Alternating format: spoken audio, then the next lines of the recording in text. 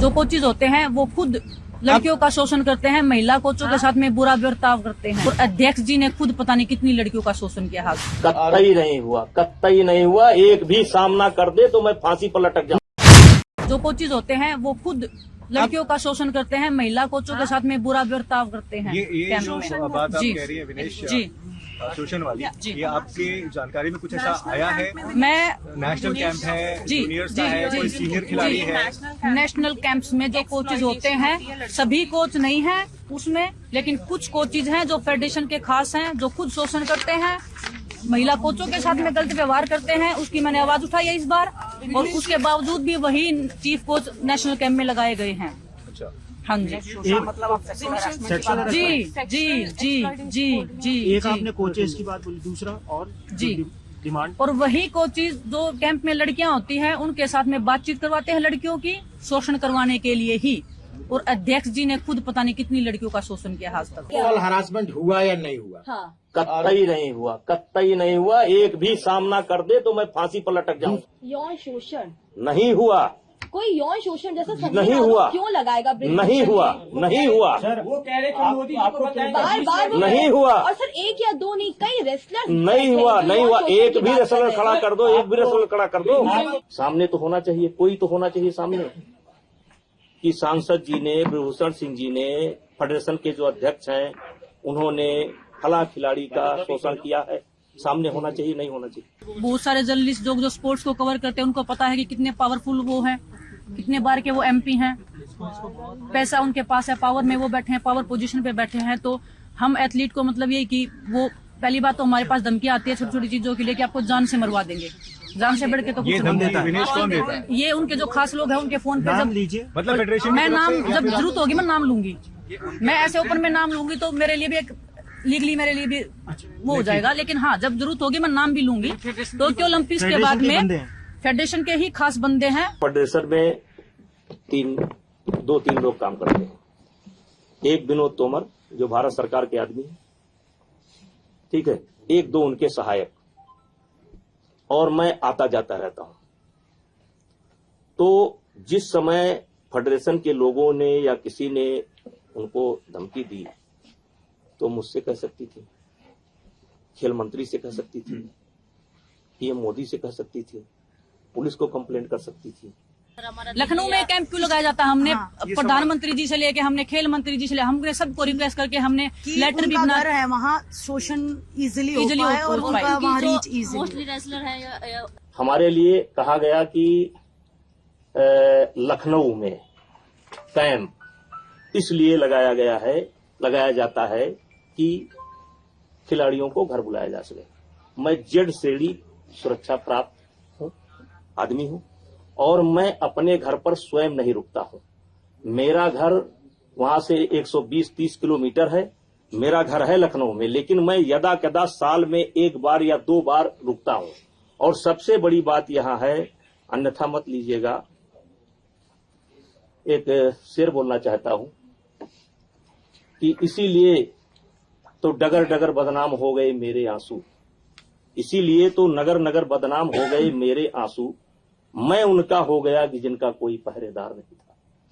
मैं कमजोर जो राज्य हैं, जो कमजोर राज्य के खिलाड़ी हैं, मैं ये पूछना चाहता हूं कि ना आप नेशनल लड़ोगे, ना आप ओपन नेशनल लड़ोगे, ना आप ट्रायल दोगे। ट्रायल भी आप चाहते हैं कि सारे खिलाड़ियों का ट्रायल हो जाए, फिर जो खिलाड़ी उसमें जीतता हो उससे आपका अकेले ट्रायल हो जाए। तो जो गार्जियन अपने बच्चों को लेकर के रात दिन मेहनत करते हैं और रात दिन उनके पीछे लगे रहते हैं, तो वो भी तो ओलंपिक के ही उम्मीद से खेल रहे हैं, वो भी तो वर्ल्ड ही खेलना चाहते हैं, वो भी तो एशिया खेलना चाहते हैं। और अगर इतनी दिक्कत थी फेडरेशन से, तो 10 साल से ये दिक्कत क्यों नहीं हुई? किसी ने सिंगल टाइम फेडरेशन से एक बार नहीं पूछा कि आपको क्या इंजरी हुई है, क्या नहीं हुई है। अभी उसके बाद बोला गया है कि आप नेशनल खेलो। जब मैंने नेशनल के लिए मेडिकल लगाया है तो बोलते हैं कि नहीं खेलोगे तो आपको नहीं खेलने दिया जाएगा। तो ये जबरदस्ती का मतलब बैन लगा देंगे। और सीधा मेरे पे तो इतना बार आता है कि इनडिसिप्लिन। क्यों हूं मैं इनडिसिप्लिन? क्योंकि मैं बोलती हूँ, क्योंकि मैं आवाज उठाती हूँ। आप लोगों ने देखा कि टोक्यो के टाइम पे क्या हुआ था। मैं आवाज उठाती हूँ तो उनको पसंद नहीं आता है, वो सोचते हैं कि इनको कैसे रोका जाए। अंशु है इधर, सोनम है, ये ओलंपिक्स में मेरे साथ थे, इनसे पूछे क्या इनके मैं साथ रही नहीं हूँ। बजरंग भी उधर था, इन्होंने देखा था क्या मैं इनके साथ नहीं रही हूँ, क्या मैंने इनके साथ ट्रेनिंग नहीं किया। टोक्यो ओलंपिक्स के बाद मेरे को बिल्कुल देशद्रोही बना दिया था एक किस्म से फेडरेशन ने। अध्यक्ष जी ने मेरे को बोला कि खोटा सिक्का, आपको भी पता है कि हिंदुस्तान में एक लड़की को खोटा सिक्का बोलना मतलब क्या निकाल सकते हो उसका आप। और तुरंत बाद किसी फेडरेशन ने बोला क्या इंडिया में, तो देश के प्रधानमंत्री जी मेरे से मिले हैं, मेरे को एक सहानुभूति दे रहे हैं कि बेटा कोई बात नहीं, हिम्मत बता रहे हैं। एक वही बंदा 10 मिनट के बाद मैच हारने के बाद बोल रहा है कि ये तो हमारा खोटा सिक्का है।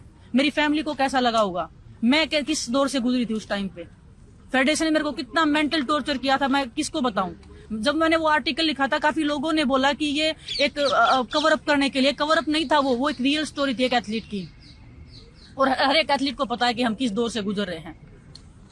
इतना मेंटल टॉर्चर हुई थी कि मैं मरने तक की स्टेज तक चली गई थी। मैं हर दिन खुदकुशी करने की सोच रही थी। क्या मैं अगर मेरे को कुछ हो जाता, मेरी फैमिली क्या करती, मतलब मेरे बाद कौन जिम्मेदारी लेता इस चीज की। और मैं आज भी बोल रही हूँ, अगर किसी भी खिलाड़ी को कुछ भी हो गया रेसलिंग में, तो प्रेसिडेंट, देश जो हमारे रेसलिंग प्रेसिडेंट है वो जिम्मेदार रहेंगे, हमारी फेडरेशन जिम्मेदार उस चीज की। हम इतना मेंटल टॉर्चर है।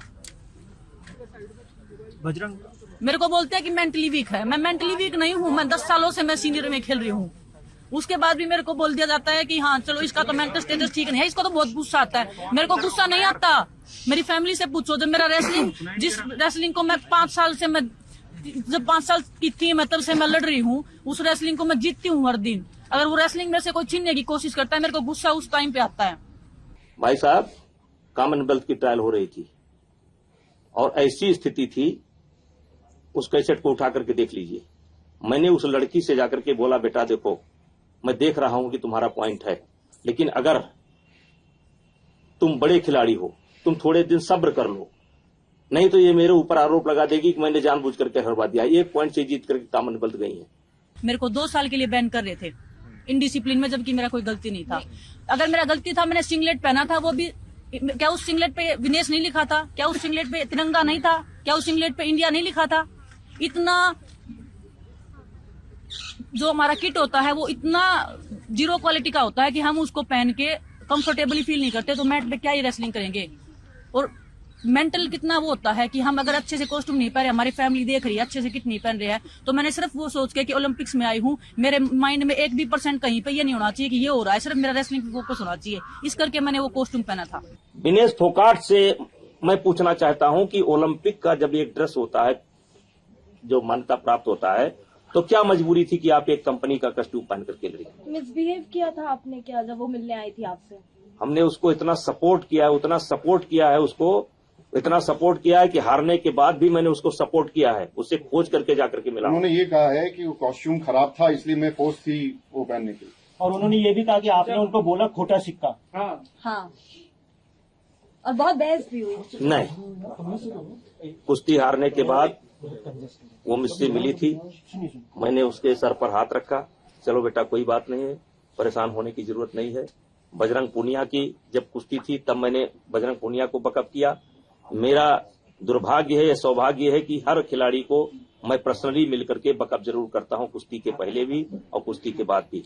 और विनेश फोगाट को मैंने जब कुश्ती हार गई थी तो इसलिए जाकर के मिला था और उससे मैंने कहा था कि चलो परेशान होने की कोई बात नहीं, नसीब में नहीं। इसी विनेश फोगाट को जब वहां उस ओलंपिक में वहां जिसमें इसका चोट लगी थी रियो ओलंपिक में, ये रो रही थी और इससे ज्यादा मैं रो रहा था। दुर्भाग्य है मेरा, किसी बहुत बड़े आदमी का हाथ भी है। आपको लगता है साजिश है? आपको लगता है साजिश है? हाँ, बहुत बड़ी साजिश है। कौन लोग हैं साजिश के पीछे? कोई उद्योगपति है सर, कौन है वो बड़ा आदमी? कोई उद्योग